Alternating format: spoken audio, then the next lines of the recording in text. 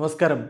Raf talk ഫുട്ബോളിലേക്ക് അവർക്കും സ്വാഗതം. അൽ നസറിൻ്റെ ഭാഗത്തു നിന്നുണ്ടായത് വളരെ കമ്പോസ്ഡായ പ്രൊഫഷണൽ ആയിട്ടുള്ള ഒരു പെർഫോമൻസ് ആയിരുന്നു. ഏകപക്ഷീയമായ 3 ഗോളുകൾക്ക് അൽ അക്ദൗദിനെ അവർ പരാജയപ്പെടുത്തിക്കൊണ്ട് എവിടെയാണ് സൗദി പ്രോ ലീഗ് കഴിഞ്ഞ നവംബർ മാസം 23-ന് കളി നിർത്തിവെച്ചത്.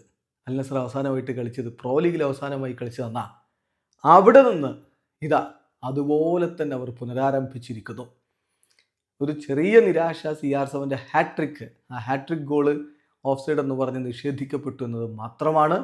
ബാക്കിയെല്ലാം പൊളിച്ചടുക്കിയിട്ടുണ്ട്. CR7 ഇരട്ട ഗോളുകൾ കൂടാതെ ജാവോ ഫെലിക്സിൻ്റെ ഗോള് കൂടി വന്നപ്പോൾ ഏകപക്ഷീയമായ 3 ഗോളുകൾക്കാണ് അൽ അക്ദൗദിനെ അൽ നസർ പരാജയപ്പെടുത്തിയിരിക്കുന്നത്. അലവാൽ പാർക്കിൽ അൽ നസറിൻ്റെ മുന്നേറ്റങ്ങൾ നയിച്ചുകൊണ്ട് ക്രിസ്ത്യാനോ റൊണാൾഡോയും ജാവോ ഫെലിക്സും കിങ്സ്ലി കോമനും ഒക്കെ ഒരുമിച്ചാണ് അണിനിരന്നത്. കളിയുടെ 31-ാമത്തെ മിനിറ്റിലാണ് അൽ നസറിൻ്റെ ആദ്യ ഗോൾ ക്രിസ്ത്യാനോ റൊണാൾഡോയിലൂടെ അവർ കണ്ടെത്തുന്നത്. CR7 പന്ത് വലയിലേക്ക് എത്തിച്ചതോടുകൂടി അൽ നസർ ലീഡെടുക്കുന്നു.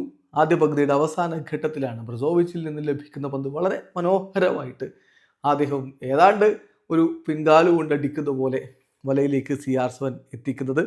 ഏകപക്ഷീയമായ 2 ഗോളുകളുടെ ലീഡിലേക്ക് ഇടവേള സമയത്ത് അൽ നസർ കടന്നു പോകുന്നു.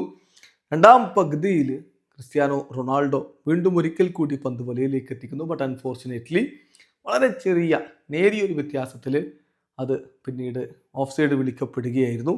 ഏതായാലും കളിയുടെ അവസാന ഘട്ടത്തിൽ ജാവോ ഫെലിക്സിൻ്റെ ഗോള് കൂടി വന്നപ്പോൾ ഏകപക്ഷീയമായ 3 ഗോളുകളുടെ വമ്പൻ ജയം ജയിച്ചുകൊണ്ട് കളിച്ച 10 കളികളിൽ 10ഉം വിജയിച്ച് 30 പോയിന്റോടെ അൽ നസർ സൗദി പ്രോ ലീഗിലെ തേരോട്ടം തുടരുകയാണ്. വീഡിയോ അവസാനിക്കുന്ന ഫുട്ബോൾ ലോകത്ത് കൂടുതൽ വിശേഷങ്ങളുമായി റാഫ് ടോക്സ് എഴുതാം.